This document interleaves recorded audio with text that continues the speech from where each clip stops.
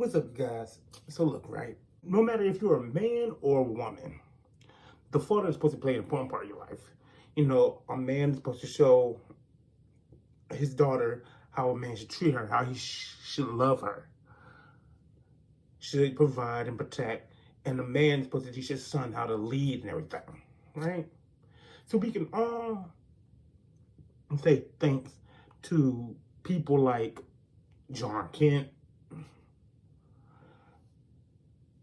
Uncle Ben, and Thomas Wayne for doing such a good job in raising their sons and being a truly dedicated father.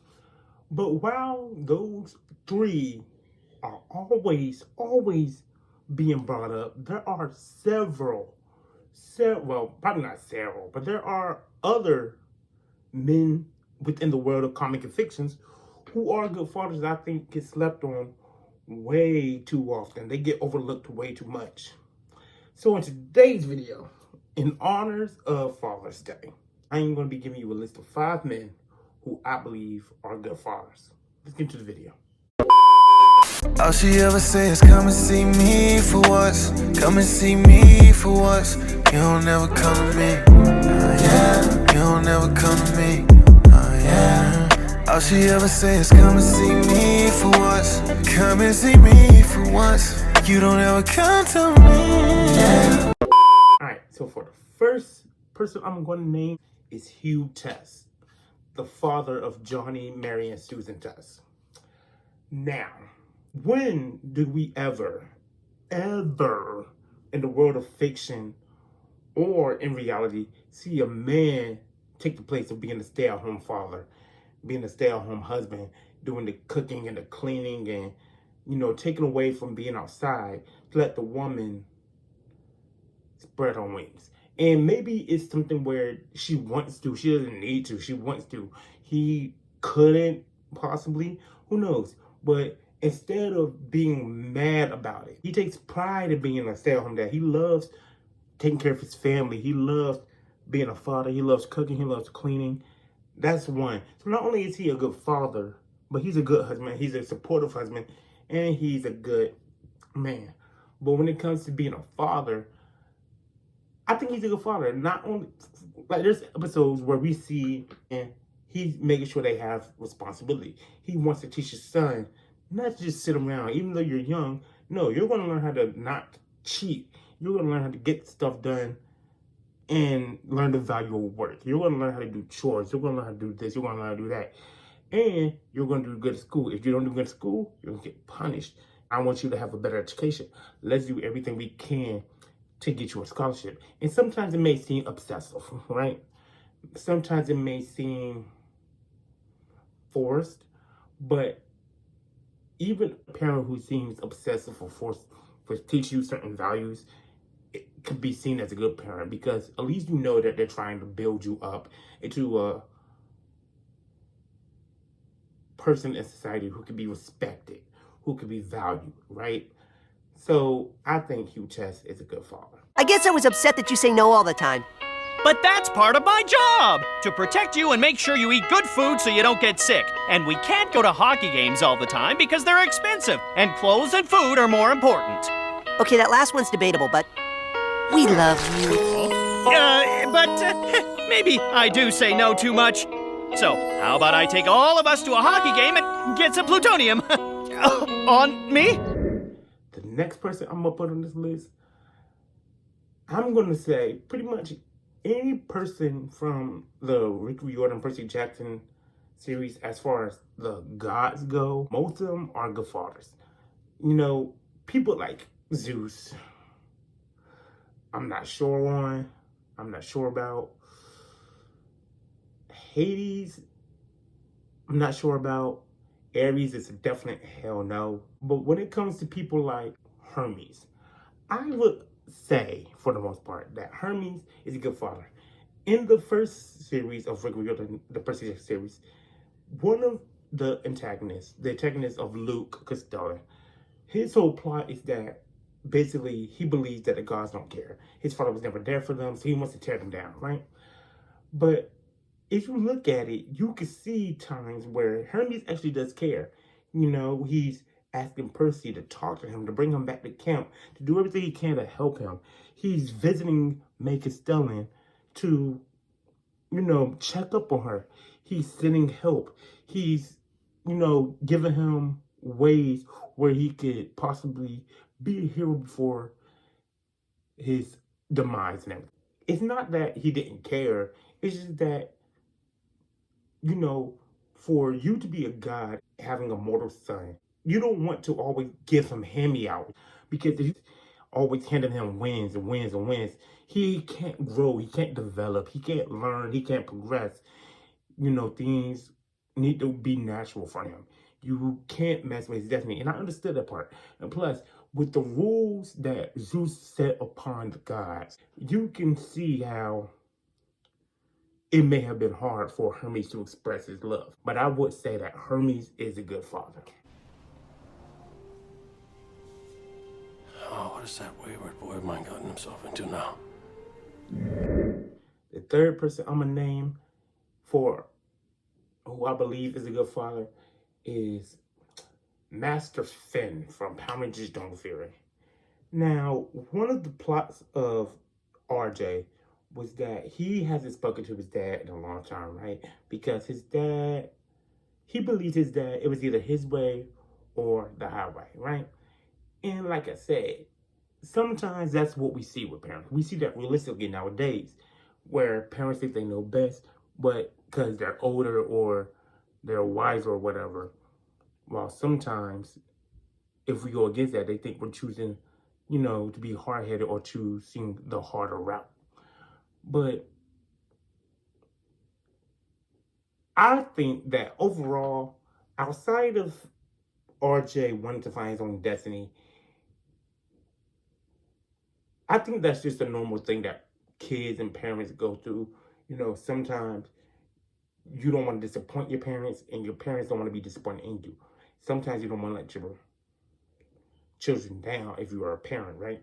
And you believe that the best way to help them, or the best way for them to succeed, is for you to lay a plan out for them that they might necessarily want to go with, that might not necessarily be fitting for them, or they may not agree with. We see that nowadays. Overall, I think Master Finn was a good dad. Look at the relationship he had with his son afterwards. After he realized that you can do things your own way and still be successful, they had a pretty good relationship. He was there for his son. He was always checking up on him. He was giving him advice. They had a closer bond. So outside of that one hiccup, which is a normal hiccup, I think Master Finn is a good father. Now, even pressure. That's good. It's nice to see you two working together. Kind of a father-son project. You know, if it wasn't for you guys, I would never have known what a good son and what a fine master RJ's become. Alright, so recently I have been rewatching, or by the time this video comes out, I have rewatched the Teen Wolf series, right? And one person I think is a good father is Kira's dad. Why?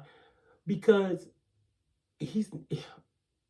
this may seem very basic or shallow for this explanation, but a lot of parents nowadays aren't worried about your happiness. They're worried about your success, and some of them aren't even worried about that, but a lot of parents aren't worried about your happiness. He is exceedingly worried about Kira being happy, right? To the point where he's in class saying, "Hi, my name is blah, blah, blah. I'm your new teacher. This is my daughter. She's in my class. She's been going here for a while, but I haven't seen her bring any friends around. I haven't seen her talk about any guys. She's a great kid. You should get to know her, blah, blah, blah." And while Kira may think that's embarrassing, because low-key it is embarrassing. It's embarrassing, but it's sweet. Because a lot of people may say that's embarrassing, but if you look at it from an angle like, he wants his daughter to have a peaceful, happy life. A life full of love and passion and ambition. He wants his daughter to be surrounded by positive energy. He doesn't want her to always feel alone or depressed, or feel like no one cares for us. That's a good thing, because a lot of parents aren't worried about the mental health or the emotional health of how their kids are doing. A lot of parents, their first instinct is, you shouldn't be worried about what other people think of you. You shouldn't be worried about making friends. Focus on yourself. Be your own friend, right? You don't need a girlfriend. You don't need a boyfriend. Blah, blah, this, blah, blah, that. And while there may be some truth to those statements, the point of the matter is everybody needs somebody, right? You need emotional support. You need networking. You need communication. You need someone you can trust. You need someone you can just break down into sometimes. No one wants to be alone. No one wants to feel like no one cares. And eventually, we all want love. So for him to be not only interested, but concerned about his daughter's emotional and mental well-being, to the point where he would surprise her with a date that eventually ends up into one of the most beautiful relationships in the series, I think that makes him a great father. Not a good father, but a great father.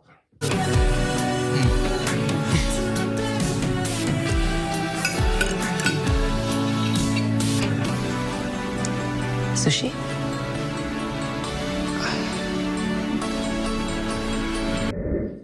Alright guys, so the last one I'm going to name for this video is Jack Murdoch, Matthew Murdoch's, aka Daredevil's father, right?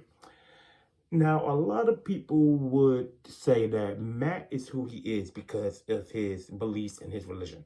And while that is true, there are a lot of ways that plays into who a person is. I would say that a lot of it also has to do with who his father is. Because like we've seen in the Daredevil show or in the movie, that's where I got my first suggestion, Daredevil, don't judge me. Or as we see within the Daredevil comics, Jack was someone who honestly weren't that successful in life. He didn't have the best job, probably didn't have the best education, right? So how did he make his money? He made his money and provided for his son by fighting, by doing drug deals and doing what he needed to do. And sometimes that's what you got to do, right? You got to do what you got to do to make a living. But for him to actively say, look, don't follow in my footsteps. I don't want you fighting. Even if someone's messing with you, walk away. I don't want you fighting. Let them beat you up, whatever. I don't want you fighting. I don't want you to get suspended. None of that. Stick to the books. I don't want you to have my life. I want you to do better for yourself. That's exactly the type of attitude you should have. You shouldn't have the attitude where you may be bitter or say, you're not going to be nothing because I'm nothing, right? For you to say you want your children to have a better life than you, not just in happiness or emotionally, but monetarily or mentally and intelligence-wise, is a good thing. Because some parents don't say that. Some parents say, I want you to do all things I couldn't do, as in a way of saying, I want you to finish my dreams, finish my goals, or finish what I had and planned for you. That's not the type of life you should have.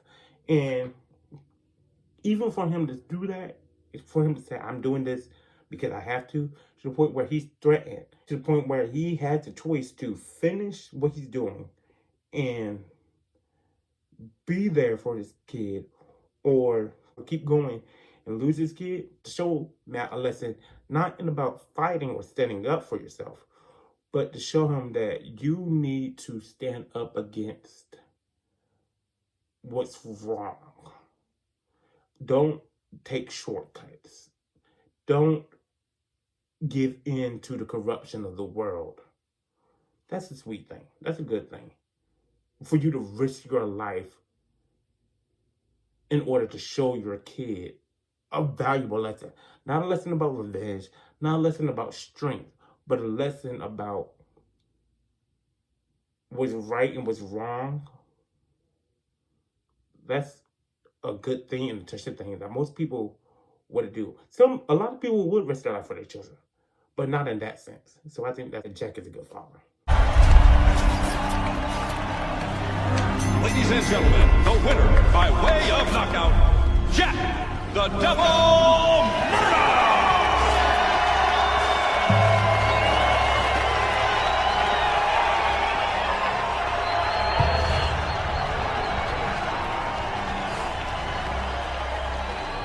for you, Mighty. So you guys, those were 5 men within the world of fiction and comics who I think are good fathers that I don't think get talked about enough. So you guys let me know, who do you think are some good fathers within the world of fiction and comics?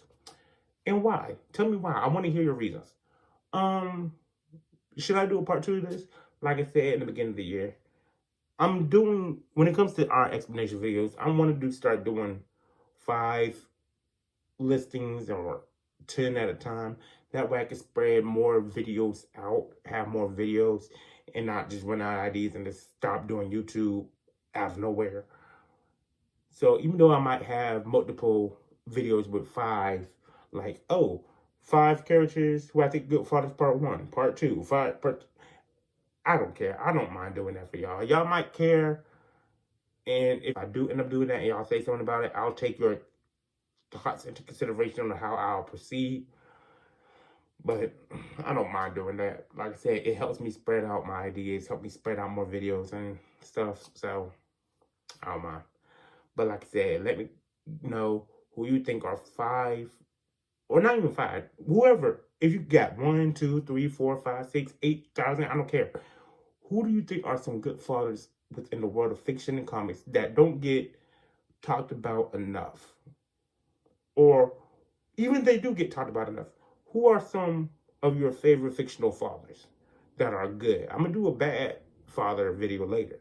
But let me know who you think are some good fathers and why. Who's your favorite father in the list that I gave you? Do you agree with my list or not? Don't forget to like, comment, subscribe, you guys. Please don't forget to like, comment, subscribe.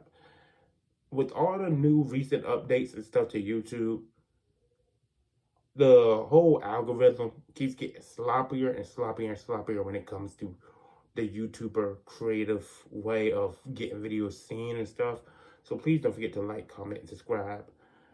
But until then, you guys know what it is. I'm gonna catch you guys later. Deuces.